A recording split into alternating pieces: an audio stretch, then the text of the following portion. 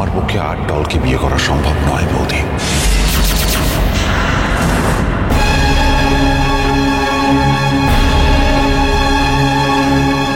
বৌদি, আমার পক্ষে বৌঠানকে ছেড়ে অন্য কারো সম্পর্কে অন্য কোনো সিদ্ধান্ত নেওয়া সম্ভব নয়।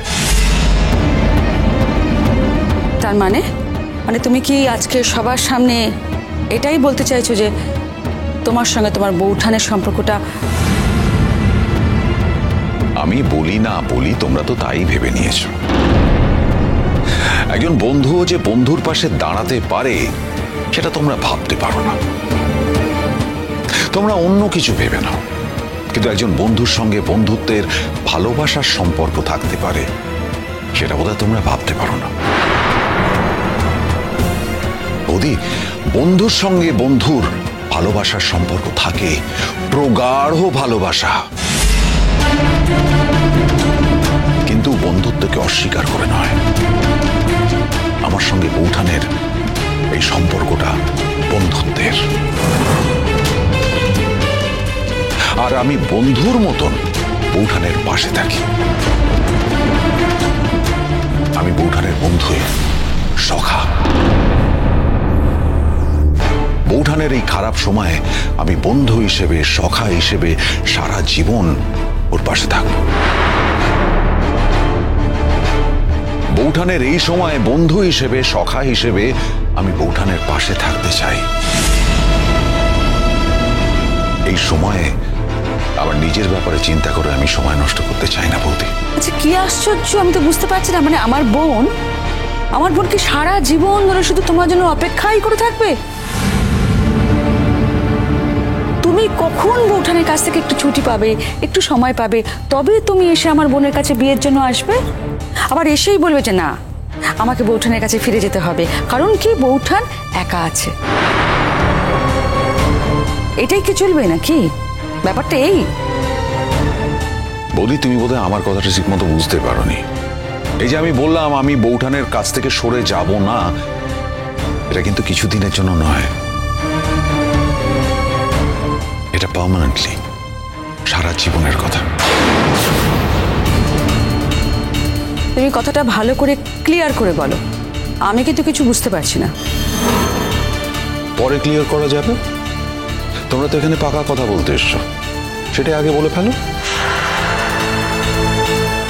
শুনুন, আপনাকে একটা কথা পরিষ্কার করে বলি।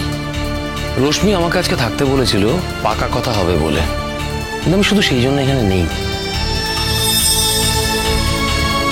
আমি আজকে বাড়িতে ছুটি নিয়েছি দুটো কারণ। প্রথম কারণ হচ্ছে আজ আমার বোনের জন্মদিন, সেই জন্য আমি ছুটি নিয়েছি। আর দ্বিতীয় কারণ, এই কথাবার্তাগুলো হবে, পাকা কথা হবে, সেই জন্য। আর একটা কথা আপনাকে বলি, আপনার ছেলের সঙ্গে আমার মেয়ের বিয়ের ব্যাপারে কিন্তু আমার কোনো মত নেই। এখন ছেলেমেয়েরা যদি নিজেরাই ঠিক করে যে ওরা বিয়ে করবে, সেক্ষেত্রে আমি বা কি করবো? আমার তো কিছু করার নেই। আমি গাড়ি থেকে বিয়েটা দেব, বিয়েটা হবে, ব্যাস ওই পর্যন্তই।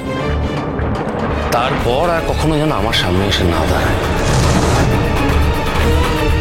কারণ আমি জানবো আমার মেয়ে ছিল, এখন আর নেই।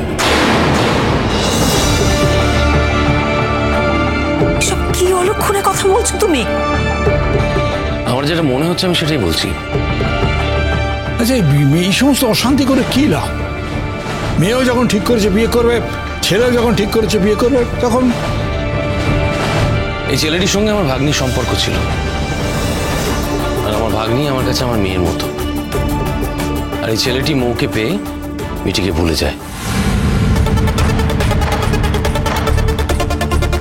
সুতরাং আমার ছেলেটিকে নিয়ে যথেষ্ট সংশয় আছে, আমার মনে প্রচুর প্রশ্ন আছে। আর তার থেকেও বড় কথা আমার মেয়েকে নিয়ে। এই মেয়ে পারে না এমন কোনো কাজ নেই যে তার নিজের বোনকে কষ্ট দিয়ে তার প্রেমিককে টেনে নিয়ে গিয়ে বিয়ে করতে চায়, সব কাজ করতে পারে।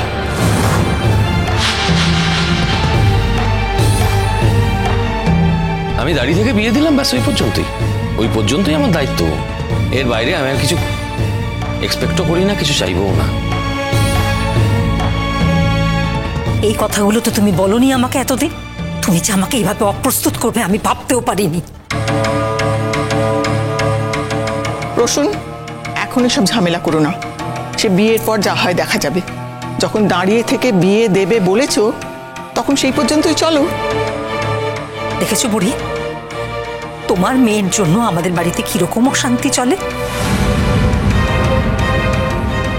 আমার মেয়ের বিয়েটা আমি ভালো করে দেব, কিন্তু সেটা আমি পারবো না, কারণ ওর বাবা হুমকি দিচ্ছে যে বিয়ের পরে মেয়ে জামাই কারোর সঙ্গেই সে সম্পর্ক রাখবে না। আমার অপরাধটা কি ভাবি? চুপ করো। এই নিয়ে আমি তোমার সঙ্গে আর একটা কথা বলতে চাই না। তুমি কি অপরাধ করেছো সেটা যদি তুমি এখনো বুঝতে না পারো, তাহলে আমার আর সত্যি কিছু বলার নেই। আচ্ছা, তুমি আমাকে দোষ দিচ্ছ কেন বৌদি? আমি কি দাদা ভাইকে এই কথাগুলো শিখিয়ে দিয়েছি? দাদা ভাইয়ের যদি মনে হয় কাজটা অন্যায়, তাহলে অন্যায়। আমি শিখিয়ে দিয়েছি এই কথাটা বলছো কেন? বৌঠান, এই নিয়ে আর কথা বাড়িয়ে কোনো লাভ নেই। অনেক কথা হয়ে গেছে, এবার আমাদের ফিরতে হবে। সে কি খালি মুখে যাবে নাকি আজকের দিনে? দাঁড়াও দাঁড়াও, বৌমার তো মুড অফ হয়ে গেছে, ও বোধহয় আর কিছু করবে না। দাঁড়াও দাঁড়াও, আমি অন্তত মিষ্টিটুকু নিয়ে আসি। দাঁড়াও না, তাহলে কি দাঁড়াচ্ছে মোটামুটি ব্যাপারটা? বিয়েটা হচ্ছে কি হচ্ছে না, এটা একটু পরিষ্কার হোক। আরে কি মুশকিল, বিয়েতে তো আমি বাধা দিইনি। আমি যদি নাও বলি বিয়ে তো ওরা করবেই, বিয়েটা তো হবেই। বলুন কবে ডেট ফাইনাল করছেন? নতুন, তুমি একবার আমাদের ওই বাড়িতে এসো তো। অনেক কথাই তো তুমি বললে, যে কথাগুলো এখন বললে সেটা একবার ওই বাড়িতে বলতে হবে তোমাকে। আমি জানতাম তো যে কমলিনী যেখানে আছে সেখানে কোনো কাজ শান্তিতে হতে পারে না। সবসময় আমাকে দোষ দাও কেন অনন্যাদি? আমি কি করেছি? আমি কি জানতাম নতুন ঠাকুরপো এখানে আসবে? নাকি আমি নতুন ঠাকুরপোকে বলেছি যে তুমি বিয়েটা করো না? বরং ওদের বিয়ের সমস্ত উপহার আমি নতুন ঠাকুরপোকে গিয়ে দিয়ে এসেছি।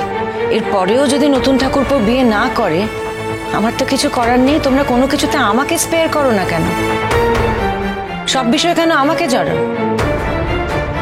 তুমি জড়িয়ে আছো বলেই জড়ানো হয়, নাহলে যার বাড়িতে এত দুর্যোগ, যার স্বামীকে নিয়ে এত ঘটনা, তারপরেও সে জন্মদিনে মন্দিরে পুজো দিয়ে বাপের বাড়িতে বেড়াতে আসে। তাও আবার কাকে নিয়ে? যাকে নিয়ে সকলে কথা বলে তাকে নিয়ে। আপনি আমায় ইনসাল্ট করছেন ম্যাডাম, সেই অধিকার আমি আপনাকে দিইনি। এই দাপট আপনি আপনার শ্বশুর বাড়ির লোকেদের বা আপনার স্বামীকে দেখাবেন, আমাকে নয়। আমি বাচ্চা ছেলে নই। আমি যা ভালো বুঝেছি তাই করেছি, আর ভবিষ্যতেও তাই করব। আমি একটা সিচুয়েশনে পড়ে ডলকে বিয়ে করার কথা দিয়েছিলাম। দ্যাট ওয়াজ এ সিচুয়েশন, মন থেকে নয়। কিন্তু এরপর ডলের আমি যা রূপ দেখেছি, ওর মতন মেয়েকে বিয়ে করা আমি স্বপ্নেও ভাবতে পারি না। আর বৌদি, তুমি আমায় তোমার বাড়িতে ডেকেছো, আমি যাব, কিন্তু তুমি ডেকেছো বলে নয়, কারণ সেটা আমার দাদার বাড়ি। আমার দাদার সঙ্গে দেখা করতে যাব। আর as far as Pluto is concerned, ওর বিয়েতে আমার কোনো সমর্থন নেই।